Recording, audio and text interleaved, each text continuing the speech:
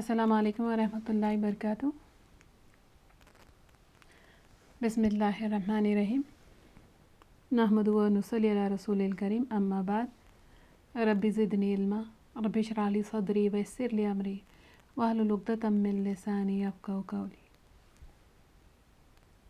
امام نووی، حدیث نمبر 25۔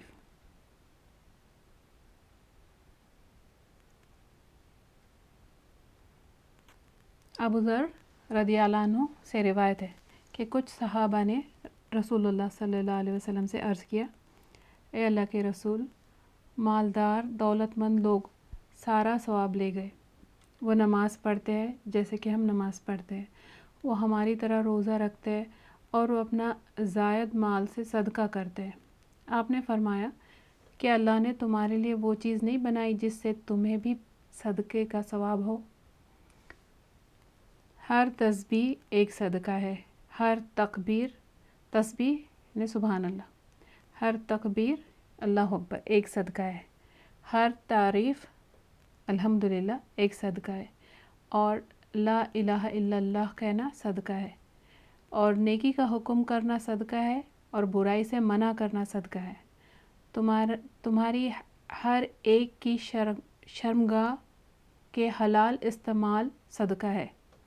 صحابہ نے عرض کیا، اللہ کے رسول صلی اللہ علیہ وسلم، کہ ہم میں سے کوئی اپنی شہوت پوری کرے تو اس میں بھی اس کے لیے ثواب ہے؟ فرمایا، کیا تم دیکھتے نہیں اگر وہ اسے حرام جگہ استعمال کرتا تو اس کے لیے گناہ کا باعث ہوتا، اس طرح اگر وہ اسے حلال جگہ استعمال کرے گا تو اس پر اس کو ثواب حاصل ہوگا۔ یہ صحیح مسلم کی حدیث ہے۔ یہی حدیث صحیح بخاری میں بھی ہے، کچھ ڈیفرنٹ انداز سے۔ ابو ہریرہ رضی اللہ عنہ سے روایت ہے کہ فقراء صحابہ رسول اللہ صلی اللہ علیہ وسلم کے پاس آئے اور کہا، امیر لوگ بلند درجات اور ہمیشہ رہنے والی جنت حاصل کر چکے۔ بلند درجات یعنی جنت میں اونچے مقام، جتنے زیادہ نیکیاں اتنا اونچا مقام ہے، کیونکہ جس طرح ہم نماز پڑھتے ہیں وہ بھی پڑھتے ہیں، جیسے ہم روزے رکھتے ہیں وہ بھی رکھتے ہیں، لیکن مال و دولت کی وجہ سے ان کو ہم پر فوقیت حاصل ہے، ہم سے اوپر ہے، کیونکہ اس کی وجہ سے یعنی مال کی وجہ سے وہ حج کرتے ہیں، عمرہ کرتے ہیں، جہاد کرتے ہیں اور صدقے دیتے ہیں، اور ہم محتاجی کی وجہ سے ان کاموں کو نہیں کر پاتے۔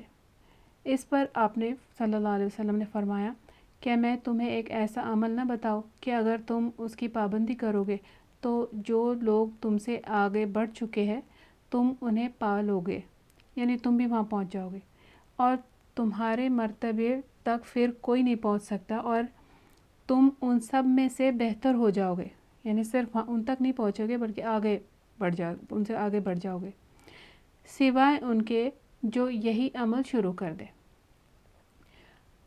تو کیا عمل تھا؟ آپ نے فرمایا، ہر نماز کے بعد 33 مرتبہ سبحان اللہ، 33 ٹائمز الحمدللہ، اور 33 ٹائمز اللہ اکبر کہا کرو۔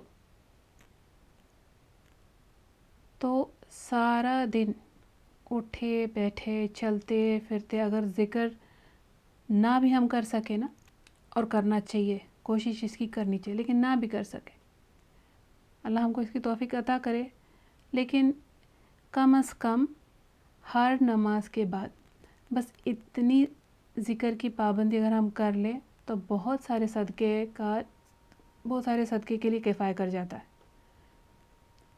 کیونکہ اصل چیز جو ہے وہ پابندی ہے، مسلسل کرنا، کنسسٹنٹ ہونا۔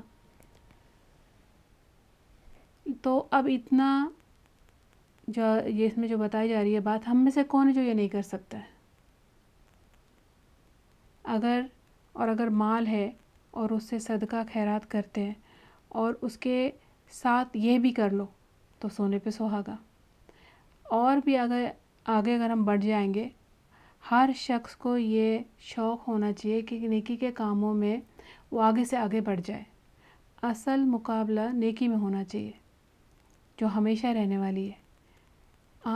ہمارا جو ہے، ہم بچوں کی طرح مقابلہ دنیا کی ظاہری چھوٹی چھوٹی چیزوں میں کرتے ہیں، جیسے ایک بچے کے ہاتھ میں ایک چیز دیکھ کر دوسرا رونے لگتا ہے کہ مجھے بھی چاہیے، اور وہ بچہ کبھی رینگتے ہوئے جا کر اس کے ہاتھ سے چھین بھی لیتا ہے. تو یہ مقابلے کا جذبہ انسان کے اندر پیدائشی ہے. یہ کسی مقصد کے لیے اللہ نے رکھا ہے کہ ہمیشہ رہنے والی جنت میں اعلیٰ مقام اور اعلیٰ درجات کی خواہش ہو، اور وہاں پہنچنے کے لیے ساری دوڑ ہو.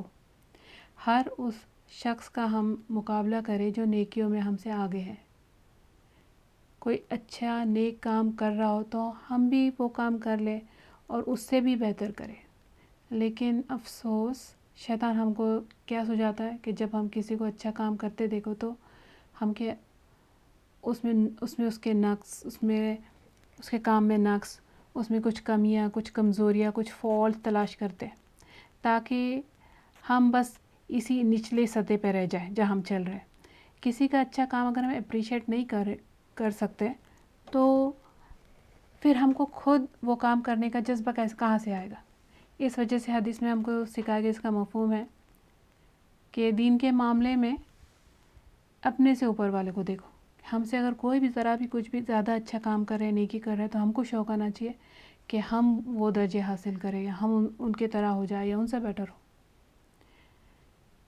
لیکن اور دنیا کے معاملے میں حدیث کنٹینیو ہو رہی کہ ہم اپنے سے نیچے والوں کو دیکھو، کہ تاکہ جو ہمارے اندر جو ہم کو ملا ہے اس پر ہم کو قناعت آ جائے اور شکر گزاری آئے.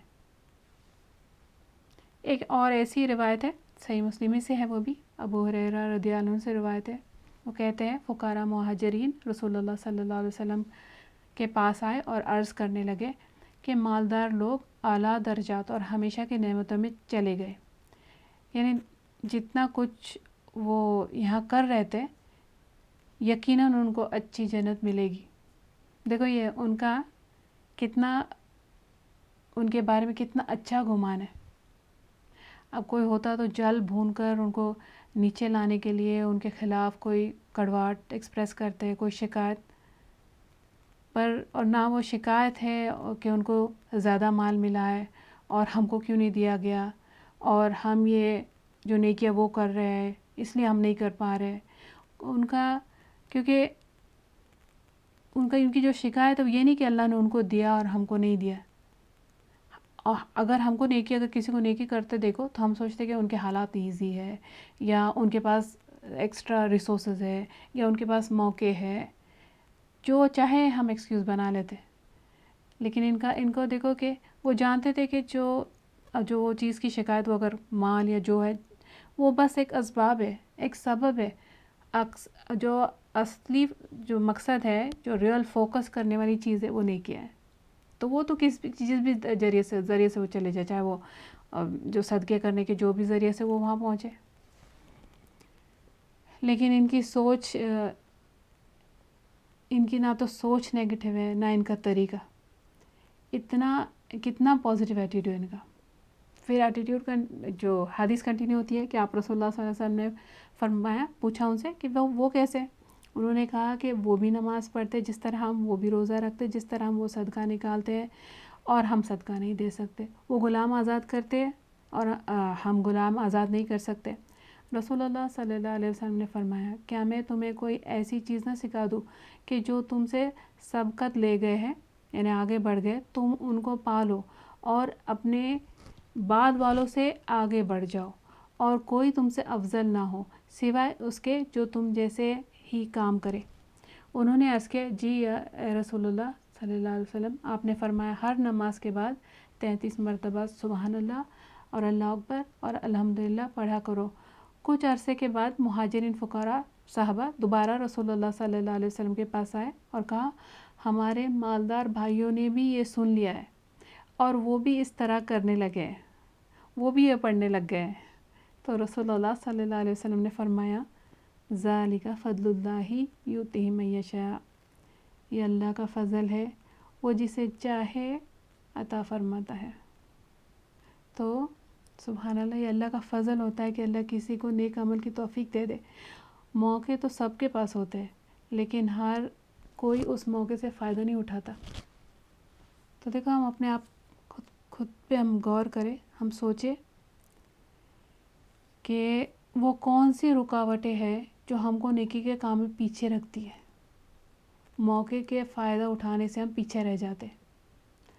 تو سب سے بڑی رکاوٹ جو ہے وہ ہمارا اپنا نفس ہے. اس کی نفس کی انا ایگو ہے، ایگوٹسٹیکل سوچ، نیگیٹو تھنکنگ، نیگیٹو باتیں، اللہ کی نافرمانیاں، حرام کاموں میں پڑے رہنا. ہمارا نفس جو ہے نا یہ ایک بگڑے ہوئے پیمپرڈ بچے کی طرح ہے. اس کو اتنا ہم نے پیمپر کر کے بگاڑ دیا ہے کہ اب ہم صرف اس کے ٹینٹرمز اور اس کی ضد پوری کرتے رہ جاتے. نفس کی غلامی، نفس کی مرضی ہم کو لے ڈوبی. اس کے آگے ہم نے گھٹنے ٹیک دیے. تو اب کیا کرنا پڑے گا؟ اس کا علاج کرنا پڑے گا. اس کی بری عادتوں کی اصلاح کرنی پڑے گی. تو نفس کی خواہشات اور لذات دنیا کے لیے لمبی لمبی امیدیں رکھنا. لمبی امیدیں کیا ہیں؟ کہ جیسے جو پلاننگز ہے، جو ایفرٹس ہے، وہ ساری اس دنیا کے بارے میں. جیسے اس سال اس اماؤنٹ کو یہاں تک پہنچنا ہوگا، یا اس طرف کوشش کرنی ہے. 2 سال یا 3 سال میں یہ حاصل کرنا ہے. اس ایج سے پہلے اتنا بینک بیلنس ہو جانا چاہیے. بچوں کے فیوچر کی پلاننگ آج کل کا نئی چیز ہے. 40 سال تک ریٹائرمنٹ کی پلاننگ، ریٹائرمنٹ کے لیے سیونگز پہ فوکس. وہاں نہیں رک جاتے پھر اگلی نسل کے لیے مال اور پراپرٹی جمانا ہے. پھر اس کے بعد وہاں بھی نہیں رک جاتے. 7 پشتوں کا ان کا انتظام ہم کو کرنا ہے. اگر ہزاروں ہے تو لاکھوں کے لیے بیزی ہو جانا، لاکھوں ہے تو کروڑوں کے لیے بھی بیزی ہو گئے. اسی میں خوشی اور اسی کو غم، یہی فکر، یہی سوچ، یہ ہے جو ہم کو آخرت کے لیے کام نہیں کرنے دیتی. صحابہ رسول اللہ صلی اللہ علیہ وسلم سے آ کر یہ نہیں کہتے ہمارے لیے بھی مال کی دعا کیجیے، یا مالدار ہونے کے لیے کوئی، کہ ہمارا مال جلد سے بڑھ جائے، اس کا کوئی نسخہ بتا دیجیے. نہ اپنی تقدیر پہ کوئی شکایت. ان کا فوکس نیکیاں بڑھانے پر ہے. اور بس وہی آ کے پوچھ رہے رسول اللہ صلی اللہ علیہ وسلم سے. ان کے لیے مال اور ہر چیز صرف جنت میں اعلیٰ درجے کمانے کا ذریعہ ہے. مال سے درجے کمانا ہے یا کوئی اور نیکی کے ذریعے، جس بھی طرح. اور نہ کوئی اپنے حالات کا رونا رو رہے ہیں، نہ دوسروں کو بلیم کر رہے ہیں. تو ہمارے پیچھے رہ جانے میں، نیکیوں میں پیچھے رہ جانے میں، ہم صرف اپنے آپ کو ہی بلیم کریں. اپنی غلطی پر روئے، اللہ سے استغفار کرے، اپنی اصلاح کرے، اللہ سے دعا کرے کہ نیکی کے موقع، اور اللہ سے نیکی کے موقع فضل مانگے. ہم نے لاسٹ حدیث میں بھی یہی سیکھا تھا نا. اللہ تعالیٰ قرآن میں ہم کو نیکیوں میں آگے نکلنے کا حکم دیا جا رہا ہے. سورہ بقرہ آیت 148 اللہ تعالیٰ حکم کر رہے ہیں کہ فاستبقوا الخیرات، نیکیوں میں ایک دوسرے سے آگے بڑھو. تو دیکھو کہ ہر پرسن کے لائف کا ایک نیوکلیس ہوتا ہے، ایک سینٹر، جس کے آس پاس اس کی ساری دوڑ، اس کی ساری کوششیں، اس کی ساری سوچ ہوتی ہے. ہر ایک کو دیکھنا چاہیے کہ ہمارا نیوکلیس کیا ہے. ہمارا دوڑنے کے لیے، ہماری دوڑ جو ہم لگا رہے ہیں، اس کو گول کیا ہے. تو سورہ حدید آیت 21 میں اللہ تعالیٰ فرماتے ہیں سابقوا الی مغفرۃ من ربکم وجنات، اپنی رب کی مغفرت اور جنت کی طرف ایک دوسرے سے آگے بڑھو. تو دوڑنے کا مقام کیا بتایا جائے؟ حدیث قرآن کی آیت سے کیا بتایا گیا کہ کیا ہونا چاہیے ہمارا گول پوسٹ؟ وہ ہے مغفرت اور جنت. تو جو بھی نعمت ہم کو ملی ہے، صحت، ہمارے چلتے، جو ہمارے ہاتھ پیر جو اب تک ہمارے چلتے الحمدللہ، ہماری آنکھ، ہمارے کان، ہماری زبان، ہمارا ذہن، ہماری طاقت، جو فرصت ہم کو ملی ہوئی ہے، یہ ہماری پوری زندگی، ان میں سے ہر ایک چیز ٹیمپرری ہے، کبھی بھی چھینی جا سکتی ہے. کبھی کبھی آہستہ آہستہ چھینی جاتی ہے، یا کبھی اچانک واپس لے لی جاتی ہے. اب ان کو آج اللہ کی جنت کی طرف دوڑانا پڑے گا، اس سے پہلے کہ یہ سارے فیکلٹیز یا اس میں سے کوئی فیکلٹی چھین لی جائے. اور اگر سوچو کہ کوئی بھی دوڑ کو اگر ہم مائنڈ میں لے کر آئے نا، کسی بھی دوڑ میں اگر کسی کو جیتنا ہو تو وہ اس کو پہلے تو ہلکا پھلکا ہونا پڑے گا. بہت سارا وزن لاد کے کوئی لمبی دوڑ میں نہیں، اس میں شامل نہیں ہو سکتا، اور اگر ہو بھی جائے تو جیتنا مشکل ہے. تو ہلکا پھلکا اگر ہو تو وہ تیزی سے آگے بڑھ سکتا ہے. تو ہم نے اپنے اوپر جو بہت سارے بوجھ جو لاد لیے ہیں نا، ان سے ہلکا پھلکا ہونا پڑے گا ہم کو. تو یہ جو ہمارے فالتو بغیر فائدے والی چیزیں ان کو ہٹانا پڑے گا، ان کو دور کرنا پڑے گا. غیر ضروری بغیر نفع والے بوجھ اتار کر پھینکنے ہوں گے. اب یہ کیا ہے؟ کچھ ایگزامپلس. یہ ہم نے اپنے اوپر جو یہ غیر ضروری وزن ڈال کے رکھا ہوا ہے، پیسمزم، اس میں نیگیٹیوٹی، تنگ نظریات، بدگمانی، اور خود کے بجائے دوسروں کے عیب کے پیچھے پڑے رہنا، اور خود کے اصلاح سے غافل، خود پسندی، اپنے گناہ کو معمولی سمجھنا اور چھوٹی چھوٹی نیکیوں کو کافی سمجھنا اور مطمئن ہو جانا. جو نیکی آسانی سے ہمارے لائف سٹائل میں ہمارے پسند میں فٹ ہوتی ہے تو ٹھیک ہے، اور جہاں وہ ہم سے کچھ محنت، کچھ قربانی، کچھ ہارڈ شپ ڈیمانڈ کرے تو اس کو کنوینئنٹلی نظر انداز کر دینا. اور کیا چیز؟ چھوٹے چھوٹے فائدے لیتے رہنا. چھوٹے چھوٹے فائدے کیا ہے کہ آج کا فائدہ دیکھنا، ہمیشہ کا نقصان کی پرواہ نہیں کرنا. اور چاہے ہم وہی فائدہ ڈائریکٹلی ہمارے ہمیشہ کے نقصان سے ریلیٹڈ ہو تو بھی ہماری نظر آج کے فائدے پہ. تو ہم کو چاہیے کہ ہم اپنا جائزہ لیں، خود کا حساب لے، اصلاح کرے اور دوڑنا شروع کر دے جنت کی طرف. آج نہیں، اب. کیونکہ کوئی نیکی کے ہم کو چاہیے کہ ہم کوئی نیکی کا موقع ضائع نہ جانے دیں. اور ہم میں سے کون ہے جس کو جنت نہیں چاہیے؟ ہاں، ہم میں سے ہر ایک کو جنت چاہیے. بٹ پرابلم یہ ہے کہ جنت بڑی بڑی آرزو اور تمناؤں سے نہیں ملے گی. جنت چاہیے تو اس کی قیمت دینی ہوگی. آج یہاں محنت کرنی پڑے گی، اور وہ بھی صحیح ڈائریکشن میں. تو ہم کو اس حدیث سے پتہ چلتا ہے کہ ہمارا دین جو ہے اس میں کتنی وسعت ہے، کتنا اس میں جو کنسیپٹ ہے نیکی کا کتنا وسیع ہے. سبحان اللہ. نیکی کا، صدقے کا. یہی حدیث کا سیکنڈ پارٹ. اپنے رسول اللہ صلی اللہ علیہ وسلم نے فرمایا کہ اللہ نے تمہارے لیے وہ چیز نہیں بنائی جس سے تم بھی صدقے کا ثواب لے سکو. اور پھر آپ نے فرمایا کہ ہر تسبیح صدقہ ہے، ہر تکبیر صدقہ ہے، ہر تعریف صدقہ ہے، اور لا الہ الا اللہ کہنا صدقہ ہے، اور نیکی کا حکم کرنا صدقہ ہے، اور برائی سے منع کرنا بھی صدقہ ہے. رسول اللہ صلی اللہ علیہ وسلم نے صدقے کی وہ قسمیں بتا دی جو ہر کوئی کر سکتا ہے. پہلی 4 بات جو ہے، سبحان اللہ، الحمدللہ، اللہ اکبر، لا الہ الا اللہ، یہ سب زبان سے تعلق رکھتی ہے.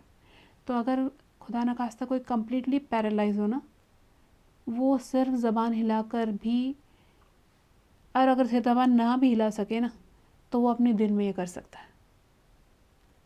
یہ وہ صدقے ہیں جو ہم بستر پر لیٹے ہوئے کر سکتے ہیں، سفر میں، گاڑی میں اگر چل رہی ہے، چاہے گاڑی ہم چلا رہے یا گاڑی میں ہم بیٹھے ہوئے ہو، کھانا بناتے ہوئے، بال بناتے ہوئے، جھاڑو پوچھا کرتے ہوئے، یا ویکیوم کرتے ہوئے، یا شاپنگ کرتے ہوئے، یا واکنگ کرتے ہوئے. یا یہ بڑے مزے والی بات ہے کہ دوسروں کی باتیں سنتے ہوئے، اگر کوئی سامنے سے بات کر رہا ہے، اپنی چیزیں بتا رہا ہے، تو ہم اندر دل ہی دل میں یہ ذکر کر سکتے ہیں، اور ساتھ ساتھ میں سائملٹینیسلی صدقے کا ثواب لے سکتے ہیں. عادت کی بات ہے، ٹریننگ کی بات ہے.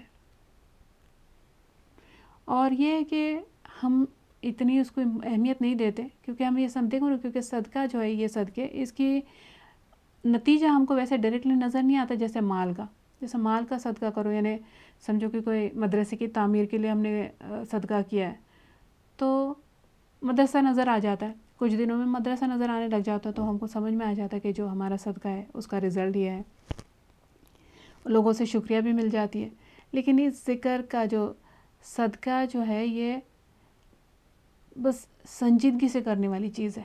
تو کیا ہوگا پتہ ہے؟ جو سنجیدگی سے کرتے ہیں تو ان کے دل میں سکون کا فائدہ نظر آنا شروع ہو جاتا ہے، برکتیں نظر آتی ہے، نعمتیں نظر آتی ہے، ایمان میں اضافہ ہو جاتا ہے، اللہ سے قربت نصیب ہوتی ہے. تو فائدے نظر آتے ہیں، اور دنیا میں اور آخرت میں اور بھی الگ انشاءاللہ. اور حدیث کا نیکسٹ پارٹ ہے کہ اور صدقہ کیا ہے؟ یہ بھی صدقہ ہے کہ امر بالمعروف، یعنی بھلائی کا حکم دینا، برائی سے روکنا. امر بالمعروف نہی عن المنکر. تو یہ بھلائی یا برائی، یہ ہم کو کیسا پتہ چلے گا یہ کیا ہے؟ کہ وہ ہے جس کو شریعت بھلا اور برا ڈکلیئر کرتی ہے۔ تو امر بالمعروف کیا ہے؟ کہ کسی کو نیکی کا فائدے کی بات بتانا، نقصان سے روکنے کی کوشش کرنا، نیکی میں ہمت ان کی بڑھانا، حوصلہ افزائی کرنا، شوق دلانا، یہ نیکی کا حکم امر بالمعروف ہے۔ اور برائی سے کسی کو روک دینا، غلط کرنے سے منع کرنا، ناانصافی سے روکنا، اللہ کی نافرمانی سے کسی کو اس کی اپنی بھلائی کے لیے اس کو اللہ کی نافرمانی سے روک دینا، یہ نہی عن المنکر ہے۔ اور یہ کرنا، یہ دونوں میں سے یہ دونوں چیزیں کرنا، یہ دو کیٹیگریز میں یہ ایسا کرنا بھی صدقہ ہے۔ تو یہ تو ہم بچوں کے ساتھ بھی کر سکتے ہیں، چاہے ہم بچوں کو چیزیں منع کرتے کہ یہ مت کرو یا یہ کرنا اچھا ہے، یہ زیادہ کرو، تو یہ بھی صدقہ ہے۔ پھر دوسرے گھر والوں کے ساتھ بھی ہم یہ کر سکتے ہیں، یا ہمارے پاس ہمارے گھر میں جو لوگ کام کرتے ہیں ان کو بھی نیکی کا حکم دے، برائی سے روکے، دوستوں کے ساتھ۔ تو یہ اس سے یہ بات سے جو اللہ تعالیٰ نے رسول اللہ صلی اللہ علیہ وسلم یہاں پہ فرما رہے کہ یہ بھی صدقہ ہے، یہ اس لیے کیونکہ اسلام میں نا انڈیویجول نیکی کا کنسیپٹ نہیں ہے کہ بس اکیلے صحیح ہو جاؤ، اکیلے نیکیاں کرتے رہو، تو ہمیشہ دوسروں کو ساتھ لے کے نیکی کرنا ہے۔ اجتماعی طور پہ نیکیوں کا کرنے کی ہمارے اسلام میں انکریجمنٹ ہے، ہمیشہ دوسروں کو ساتھ لے کر۔ حدیث میں جس کا مفہوم ہے کہ اگر کوئی برائی دیکھو تو اس کو اپنے ہاتھ سے روکو اگر استطاعت ہو، اور نہ ہو سکے تو زبان سے روکو، اور نہ ہو سکے تو کم سے کم وہ دل میں برا مانو۔ اور یہ ضعیف ترین ہے، بہت ہی کمزور ایمان ہے، جس میں صرف دل میں برا لگ رہا ہے، یہ بہت ہی کمزور ایمان ہے۔ اور اگر کسی شخص کے یا آس پاس ہمارے جہاں پہ ہم ہیں، آس پاس ہمارے لوگوں کے، ہمارے فیملی یا جو بھی ہمارے رشتہ دار یا ہمارے کمیونٹی یا ہمارے فرینڈس، ان میں سے اگر ہم کسی کو بھی کچھ بھی برا کرتے دیکھیں اور اگر ہم اس کو برا نہیں سمجھے، وہ کام ہم کو برا نہیں لگ رہا، دل میں بھی اگر برا نہیں لگ رہا ہو، تو اس کا مطلب یہ ہوا کہ آپ اس برائی میں شامل ہیں، شاید ڈائریکٹلی نہیں کر رہے لیکن دل میں بھی اگر برا نہیں لگ رہا نا، تو اس کو ٹیسٹ اپروول کہا جاتا ہے، you are a part of it. تو آپ دیکھو آس پاس اگر نظر دوڑاؤ تو معاشرے میں کتنی برائیاں عام ہو گئی ہے۔ رسول اللہ قرآن میں اللہ سبحانہ تعالیٰ بنی اسرائیل کا ایگزامپل دیتے ہیں کہ یہ برائی کو برا نہیں سمجھتے تھے، تو کیا ہوا؟ اللہ کا غضب ان پہ آ گیا، اللہ کا غصہ ان پہ ہے۔ تو اسکالرز نے ایگزامپل دیے کہ بتاتے جیسے کسی کی شادی میں اللہ کی نافرمانی ہو رہی ہے، شادیوں کے پروگرام ہے، شادی کے فنکشن، تو اگر نافرمانی ہو رہی ہے، فضول خرچ، دکھاوے کی انتہا ہے، تو آپ پہلے تو کچھ برا محسوس کرتے، ٹھیک ہے کہ یہ کچھ تو صحیح نہیں لگتا ہے، لیکن پھر شادی بھی اٹینڈ کرتے ہیں اور آپ خود بھی انجوائے کرنے لگ جا رہے ہیں۔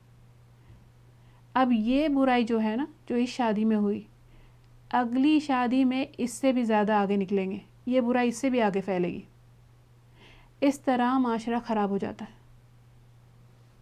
اور پھر جو یہ نہیں کر سکتے ان کے اندر حسد، ان کے اندر ناشکری یہ آنے لگ جاتی ہے، پھر وہ لوگ میچ کرنے کے لیے کہ یہ سٹینڈرڈ اب میچ کرنا ہے، ورنہ لوگ کیا کہیں گے، ورنہ ہمارے بچے سمجھیں گے ہم نے ان کے لیے کم کیا، رائٹ نہیں کیا، یا ہم لوگوں کو بتانا چاہیے کہ ہاں ہم کتنے خوش ہیں، اللہ نے ہم کو یہ جو نعمت دی ہے اس پہ ہم اس کے شکر گزاری میں ہم یہ کریں، چاہے جو تعویل ہم لگا دیں۔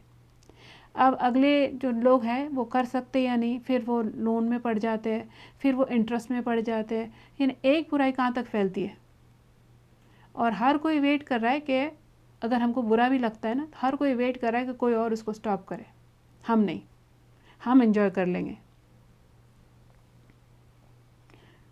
تو پھر یہ جو ہے، پھر آگے جو اگلی جو ہے یہ ایسی برائیاں پھیلنے لگ جاتی، اس لیے اللہ نے حکم دیا ہے کہ فرض، صرف حکم دیا نہیں، فرض کے درجے میں فرض کیا ہے ہم پر کہ اگر برائی کو دیکھو تو روک دو. اور شادیوں میں دیکھو لوگ لاکھوں لگاتے ہیں, لاکھوں لگا رہے ہیں لوگ شادیوں میں, اور اللہ کی ناراضگی کے کام میں لاکھوں لگا رہے ہیں. کیا کبھی اللہ کی رضا کے لیے لاکھوں لگائے ہم نے؟ صدقے میں فی سبیل اللہ ایسے لاکھوں نکال کے لگا دیا ہم نے؟ کبھی بھی نہیں لگایا. تو یہ کام کے لیے منع کرنے والے ہیں نہیں. اور اگر کوئی غلطی سے منع کر بھی دے نا کوئی ایک آدھ, تو اس کو چھپ کرایا جاتا ہے. پھر اللہ کی نافرمانی والی رسمیں جو ان کو جسٹیفائی کرتے ہیں, سیم تھنگ وفات کے موقع پر بھی رسمیں کرتے جاتے ہیں اور اس کو جسٹیفائی کیا جاتا ہے. ہر کوئی ان سب کا برا اثر جانتے, ہر کوئی جانتے کہ اس کا برا اثر کیا ہے, پھر بھی ہم کرتے چلے جاتے ہیں. اور شریعت میں مومن ہونے کی دلیل یہ ہے کہ اس کا ضمیر جاگا ہوا ہوتا ہے, وہ اچھے کو اچھا سمجھتا ہے اور اس کا حکم دیتا ہے, اور برائی کو برا سمجھتا ہے اور اس سے روکتا ہے. یہ سینس, یہ ڈفرینسیشن جو ہے بھلائی اور برائی کا, یہ ایمان زندہ ہونے کی علامت ہے. اگر یہ ختم, یہ جو سینس ہے یہ اگر ختم ہو گیا تو ایمان بھی رخصت ہو گیا سمجھو. اعوذ باللہ, اللہ ہماری حفاظت کرے. حدیث میں یہ حضرت حذیفہ سے مروی ہے, رسول اللہ صلی اللہ علیہ وسلم کے زمانے میں, وہ کہتے ہیں حضرت حذیفہ, رسول اللہ صلی اللہ علیہ وسلم کے زمانے میں کبھی انسان کوئی جملہ بولتا اور اس کی وجہ سے منافق ہو جاتا تھا. یعنی جو کرائٹیریا تھا ان کا رائٹ اور رانگ کا اتنا سٹرنجنٹ تھا.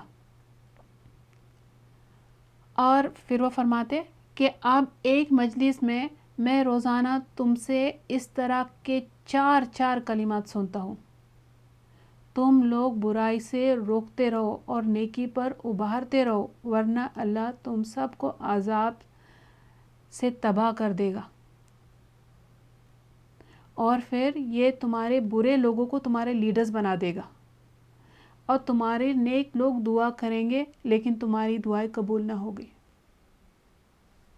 رسول اللہ صلی اللہ علیہ وسلم نے فرمایا, قسم اس ذات کی جس کے ہاتھ میں میری جان ہے, تم ضرور لوگوں کو نیکی پر ابھارتے رہو اور برائی سے روکتے رہو, ورنہ قریب ہے کہ اللہ عذاب بھیجے گا اور تم دعا مانگو گے اور وہ قبول نہ کی جائے گی.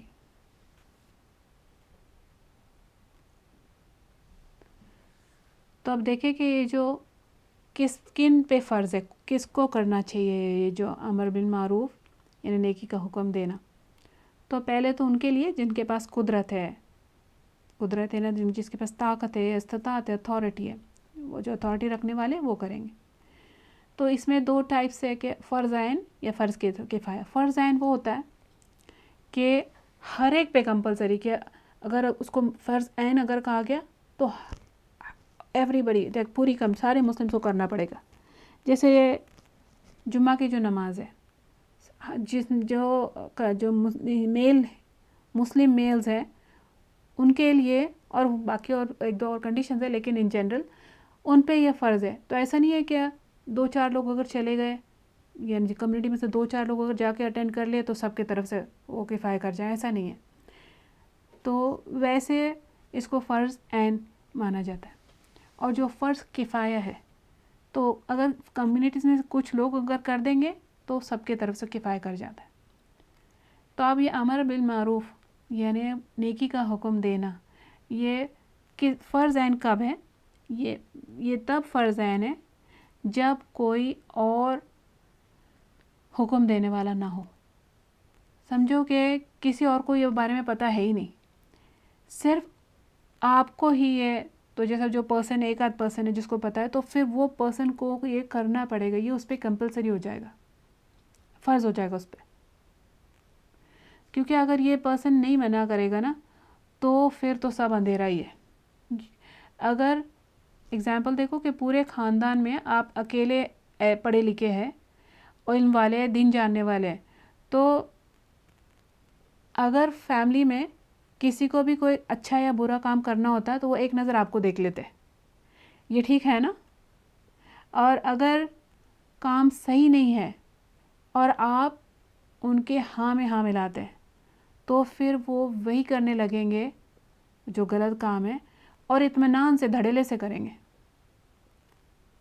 اور یہ ہے کہ ایسے میں آپ کا اللہ نے یہ جو کام ہے، کیونکہ یہ فرض عین ہے اور you are the only one who is qualified for it, تو اس وجہ سے اللہ نے جو آپ پہ فرض دیا ہے اور آپ روک نہیں رہے کہ یہ غلط ہے، آپ پہ فرض ہے آپ کو ہر حال میں روکنا ہے. اور روکنے کا کیا مطلب ہے؟ آپ بتا دیں گے clear without any ambiguity, clearly آپ بتا دیں گے کہ یہ رانگ ہے، باقی آپ کی مرضی، لیکن یہ آپ جو کر رہے یہ شریعت سے ٹھیک نہیں ہے، اتنا کہنا واجب ہے. تو جیسے اور ایک ایگزامپل دیکھو کہ پوری کمیونٹی میں اگر آپ اکیلے ہیں جس نے قرآن پڑھا ہوا ہے، جس کو قرآن پڑھنا آتا ہے، تو پھر آپ پر لازم ہے، فرض ہے کہ آپ کوئی نہ کوئی اس کا ارینجمنٹ کرے، کوئی مجلس اسٹیبلش کرے، سم تھنگ لائک دیٹ، کہ جیسے بھی ہو آپ کو لوگوں تک یہ علم پہنچانا پڑے گا، لوگوں کو خیر کی طرف بلانا ہی ہوگا.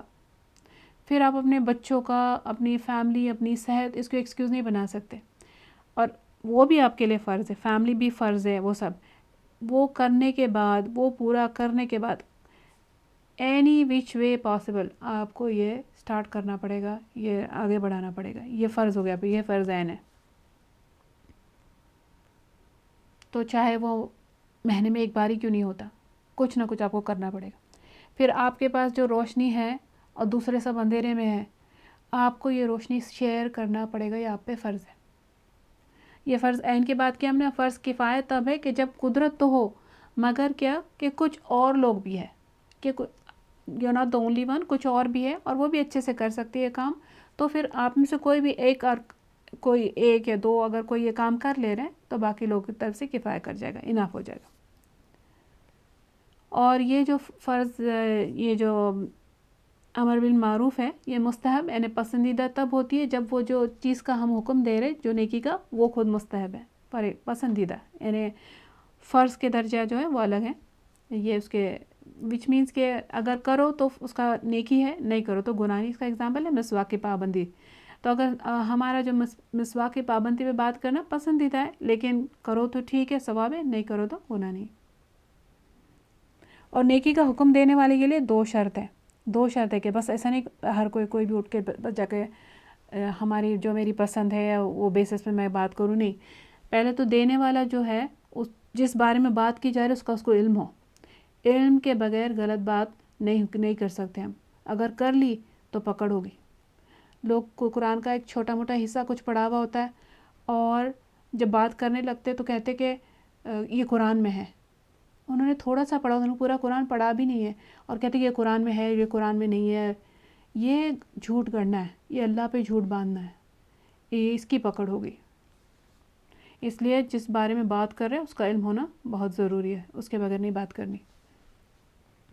اور حکم دینے سے پہلے جس کو حکم دینا ہے اس سے پہلے تفصیل معلوم کرانا چاہیے کہ وہ یہ کام کیوں کر رہا ہے.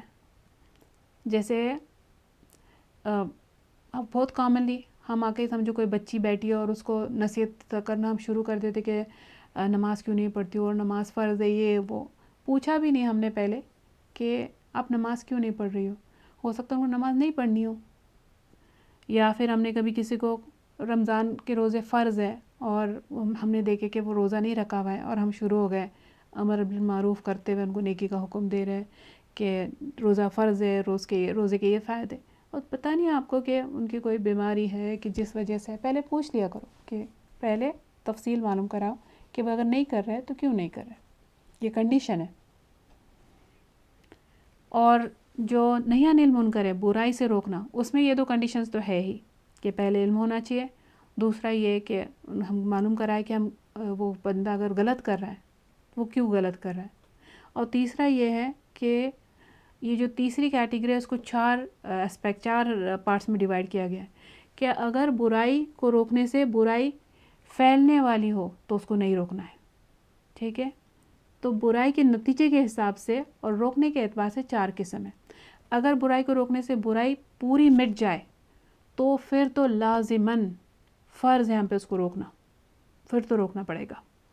اور دوسرا یہ ہے کہ اگر وہ پہلے سے برائی کا پوری ختم تو نہیں ہوتی لیکن کچھ حد تک وہ کم ہو جائے گی، کچھ حد تک کنٹرول ہو جائے گی، تو اب تب بھی واجب ہے ہم کو روکنا پڑے گا ہم کو. اور اگر تھرڈ اسپیکٹ اس کا، اگر روکنے کے نتیجے میں وہ برائی تو ختم ہو جاتی ہے لیکن ویسی ہی برائی اس کی جگہ پہ کوئی اور پیدا ہو جاتی ہے، تو یہاں بیٹر ہے کہ ہم خاموش رہ جائیں. تو اس میں جیسے اللہ تعالیٰ نے فرمایا قرآن میں کہ تم ان کے الہ کو گالی مت دو، یعنی جو فالس گاڈز ہے، فالس ڈیٹیز ہے، آئیڈلز ہے، تم ان کو گالی مت دیا کرو، ورنہ وہ کیا کریں گے، وہ تمہارے الہ کو گالی دے دیں گے. تو ایک برائی کو روکنے کے بدلے میں پھر کیا ہوگا، ایک نئی برائی جنم لے گی. تو ادھر خاموش رہنا بیٹر ہے. اور چوتھا ہے کہ اگر روکنے سے جو برائی ہو رہی ہے اس سے بھی بڑی برائی پیدا ہو جائے گی تو یہاں بھی خاموش رہنا لازم ہے، پھر خاموش رہنا چاہیے. جیسے قرآن میں ہارون علیہ السلام کا اگزامپل آتا ہے کہ جب موسیٰ علیہ السلام کوہ طور پہ گئے تھے اور ان کے ایبسنس میں پیچھے بنی اسرائیل نے وہ بچڑے کو پوچھنا شروع کر دیا. ہارون علیہ السلام نے ان کو نہیں روکا، اور جب موسیٰ علیہ السلام ناراض ہوئے ان پہ کہ کیوں نہیں روکا، تو انہوں نے یہ بتایا تھا کہ میں ایک تو پہلے کہ انہوں نے بتایا کہ ان کی جیسے جو اسٹرینتھ موسیٰ علیہ السلام میں روکنے کی ان میں نہیں ہے، پر دوسرا انہوں نے یہ بتایا کہ میں نہیں چاہتا تھا کہ یہ آپس میں ڈیوائیڈ ہو جائے، آپس میں ان میں ڈویژن ہو جائے، یعنی وہ زیادہ بڑا نقصان تھا، اور پھر یہ کہ موسیٰ علیہ السلام آ کے اس کو ہینڈل کر لیں گے، تو اس وجہ سے وہ خاموش رہے تھے. اور ایک حدیث سے بھی پتہ چلتا ہے کہ ایک بار ایک بدو نے آ کے مسجد میں پیشاب کیا تھا، تو رسول اللہ صلی اللہ علیہ وسلم نے صحابہ کرام کو منع کیا تھا کہ روکنا نہیں، کیونکہ اگر یہ برائی تو ہے، وہ برائی تو کر رہا ہے، لیکن اس کو اگر روک دو تو برائی زیادہ بڑی پھیلے گی. کیونکہ اگر اس کو وہاں سے صحابہ کرام ان کو بدو کے پیچھے پڑ جاتے تو وہ وہاں سے ہٹ جاتا، تو جب ایک سپاٹ میں برائی ہو رہی ہے، گندگی ہو رہی ہے، وہ مسجد میں ساری جگہ پھیل جاتی. تو اس وجہ سے رسول اللہ صلی اللہ علیہ وسلم کو منع کیا تھا کہ کچھ مت بولو، رک جاؤ.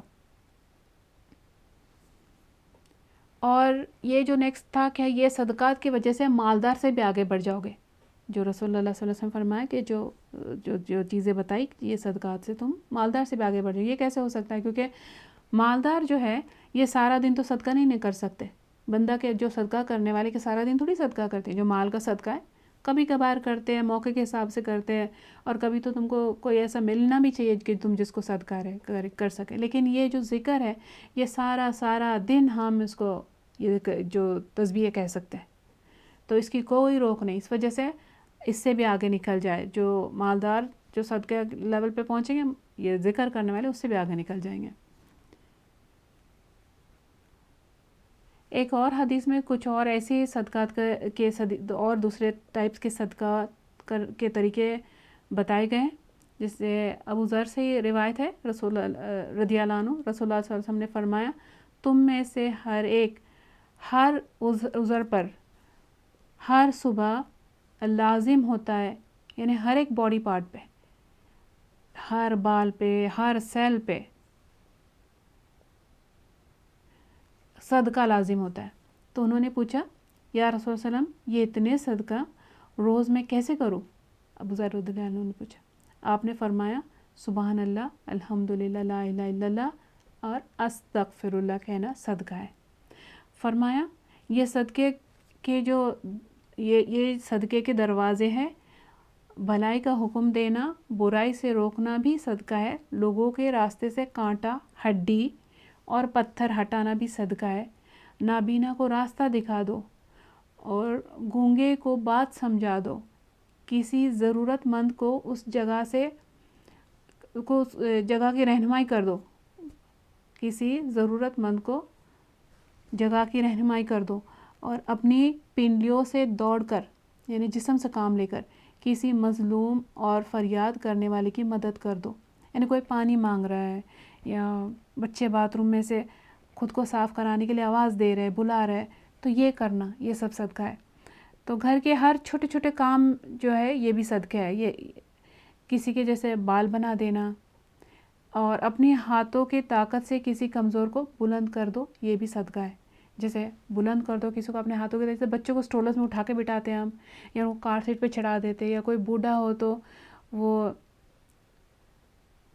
یہ جیسے ان کو گاڑی پہ چڑھانا یا ان کو سیدھا چلنے میں مدد کرنا،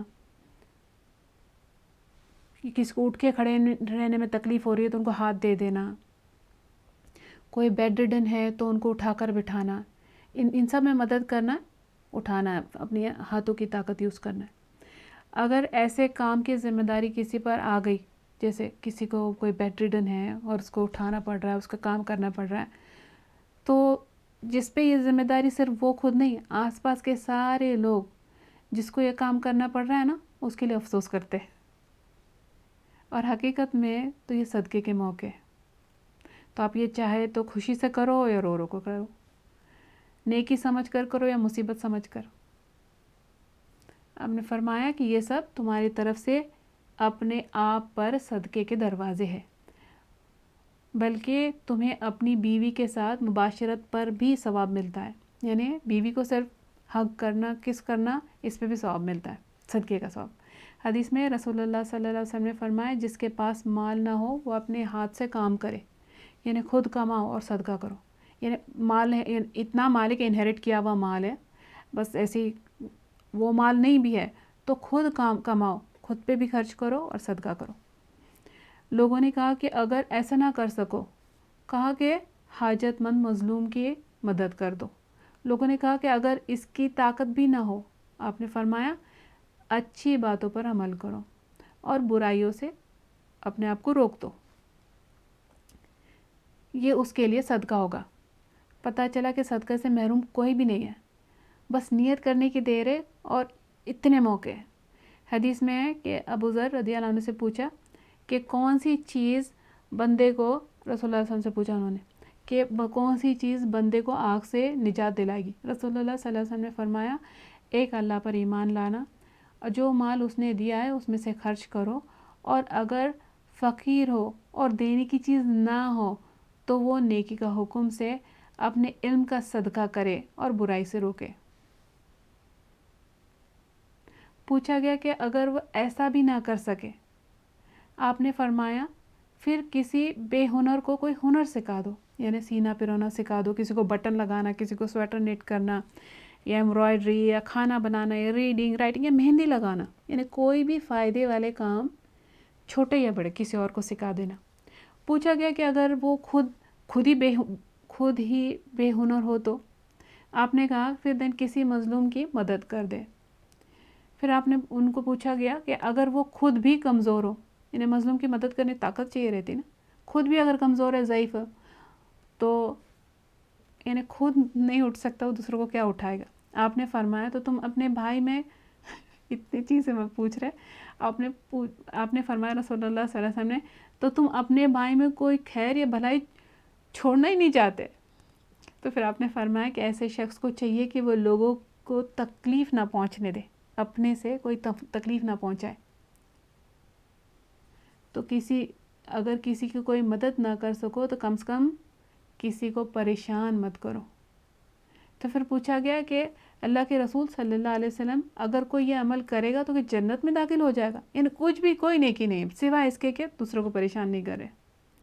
آپ نے فرمایا جو مسلمان بھی ان خصلتوں میں سے کسی خصلت پر عمل کرے گا، وہ خصلت اس کا ہاتھ پکڑے رہے گی، یہاں یعنی اس کو ہاتھ پکڑے ہوئے رہے گی، یعنی وہ کام وہ ہمیشہ ہر حال میں کرے، کبھی کبھار نہیں، یہاں تک کہ یہ جو خصلت ہے جو اس کا ہاتھ پکڑے ہوئے رہے گی، یہاں تک کہ اسے جنت میں داخل کرا دے گی۔ تو پتہ کیا چلا کہ صرف یہ عمل ہے جو ہاتھ پکڑے قبر اور آخرت میں ساتھ ساتھ چلیں گے، باقی ہر ایک ساتھ چھوڑ دے گا۔ نیکسٹ پارٹ حدیث کا، تمہاری ہر ایک کی شرمگاہ میں صدقہ ہے۔ شوہر اور بیوی کے جو ازواجی تعلقات بھی ثواب کا کام ہے۔ تو عورتیں دیکھو کہ قرآن کی تلاوت کرنا یا تہجد پڑھنا ان کو نیکی کا کام سمجھتی ہے، اور اگر کسی وقت تہجد چھوڑنا بھی پڑے اور شوہر کا تعاون کرنا، اس کا حق دینا، یہ بھی نیکی ہی ہے، صدقہ ہے، اللہ تعالیٰ کو خوش کرنے والی بات ہے۔ بلکہ بے وجہ انکار کرنا گناہ ہے۔ رسول اللہ صلی اللہ علیہ وسلم نے فرمایا کہ آدمی جب اپنی بیوی کے پاس جائے تو بھی صدقہ ہے۔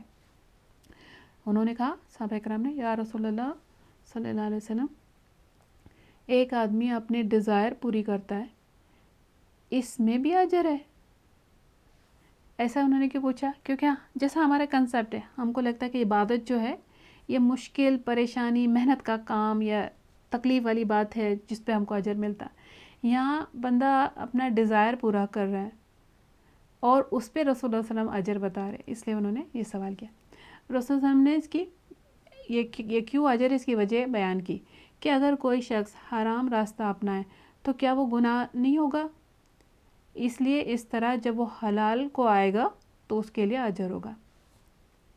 تو پتہ چلتا ہے اس سے کہ خواہشات جو ہے یہ اپنے آپ میں برے نہیں ہوتی، اس کے پورا کرنے کے جو طریقے ہیں، ہم کیا طریقہ سلیکٹ کرتے ہیں اس کا پورا کرنے کے لیے خواہشات کا، وہ اس کو صحیح اور غلط بناتا ہے۔ کہ انسان جب حلال حرام کا خیال نہ کرے اور صرف اپنی خواہش پوری کرتا رہے، یہ غلط ہو جائے گا۔ تو شوہر بیوی کا ایسا تعلقات ہمارے دین میں سراسر عبادت ہے، جبکہ دوسرے مذہب میں اس کو برا سمجھا جاتا ہے۔ جیسے کیتھولک چرچز کو لے لو تو جو پریسٹ ہے اور جو ننز ہے، اور پھر ان کا ایسا اس کو چھوڑ دینا، اس کو برا سمجھنا، یہ انسانی فطرت کے خلاف ہے۔ اور اسلام جو ہے بالکل فطری دین ہے، اعتدال، بیلنس والا دین۔ حدیث میں رسول اللہ صلی اللہ علیہ وسلم نے فرمایا، اپنی بیوی سے مباشرت میں بھی ثواب ملتا ہے۔ ابو ذر رضی اللہ عنہ نے کہا، اپنی شہوت ڈیزائر پوری کرنے میں مجھے کیسے اجر مل سکتا ہے؟ آپ نے فرمایا، یہ بتاؤ کہ اگر تمہارے یہاں کوئی لڑکا پیدا ہو جائے، یعنی اس خواہش کو پورے کرنے کے وجہ سے، اور تم اس سے خیر کی امید رکھتے ہو، لیکن اگر وہ مر جائے تو کیا تم اس پر ثواب کی امید رکھتے ہو؟ ابو ذر رضی اللہ عنہ نے کہا، جی ہاں۔ یعنی انہوں نے جو خواہش پوری کی، اللہ نے بچہ دیا، بچہ بڑا ہوا، نیک بنا، صدقہ جاریہ بن گیا۔ یعنی خواہش پوری کرنے کی وجہ سے اور نیکی کے دروازے کھل گئے۔ لیکن ایسا بھی ہو سکتا ہے کہ اللہ نے بچہ واپس لے لیا، صدقہ جاریہ کا موقع نہیں ملا، لیکن اب صبر پر بے پناہ اجر مل جائے گا۔ یعنی کسی صورت میں ناکامی نہیں۔ یہ ہے ہمارا ہولسم خوبصورت دن۔ آپ نے رسول صلی اللہ علیہ وسلم نے فرمایا، کیا تم نے اس کو پیدا کیا تھا، یعنی وہ بچہ، کیا تم نے اس کو پیدا کیا تھا؟ تو میں نے کہا کہ ابو ذر جو ہے وہ کہہ رہے، میں نے کہا نہیں، اللہ نے کیا۔ تو پوچھا، تم نے اس سے ہدایت دی تھی؟ کہا نہیں، اللہ نے دی تھی۔ آپ نے پوچھا، کیا تم اسے رزق دیتے تھے؟ میں نے کہا نہیں، اللہ دیتا تھا۔ آپ نے فرمایا، اس طرح اسے بھی حلال یعنی شرمگاہ، اسے بھی حلال طریقے پر استعمال کرو اور حرام طریقے سے دور رہو۔ اگر اللہ نے چاہا تو کسی کو زندگی دے دے گا، چاہا تو کسی کو موت دے دے گا، لیکن تمہیں اس پر ثواب ملے گا۔ مطلب یہ کہ ازواجی تعلقات قائم کرنا عبادت ہے، اور اس کے بعد جتنے بھی فیزز، جیسا ابھی ہم نے دیکھا کہ اولاد کے حاصل ہونا، اس کا پالنا پوسنا، اس کی تربیت کرنا اور اس کو نیک راستے پہ لگانا، اور اپنے پیچھے صدقہ جاریہ چھوڑ کر جانا، دعائیں کرنے والے چھوڑ کر جانا، یہ سب ثواب ہے۔ تو اصل بات کیا ہے؟ نیت اچھی ہو، اللہ کی رضا کے لیے کرے، اللہ کی حدود کا خیال رکھے، طریقے جائز ہو، حلال حرام ہم دیکھیں کہ حلال حرام پہ ہمارا خیال ہو، اور نیکی کا کوئی بھی موقع ملے تو پورا فائدہ اٹھائے۔ یہ ہے اسلام میں نیکی کا وسیع کنسیپٹ۔ نیکی کے موقع بہت زیادہ ہے، تو ہم کو کسی کو رکنا نہیں چاہیے، بہانے نہیں بنانے چاہیے کہ میرے لیے اس میں کچھ نہیں ہے۔ ایسا کوئی نہیں کہ جس کے لیے اس میں ایسا کوئی نہیں ہے جس کو اس میں اگر وہ چاہے تو کوئی ایونیو نہیں مل سکے۔ سارا دن 24 آورز عبادت ہے اگر صحیح طریقے سے گزارے۔ اس دعا کے ساتھ ہم یہ حدیث ختم کرتے ہیں۔ الحمدللہ، اللہ کا بہت زیادہ فضل، اللہ کا بہت زیادہ شکر۔ حدیث نمبر 25 ہماری یہاں پہ ختم ہوگی۔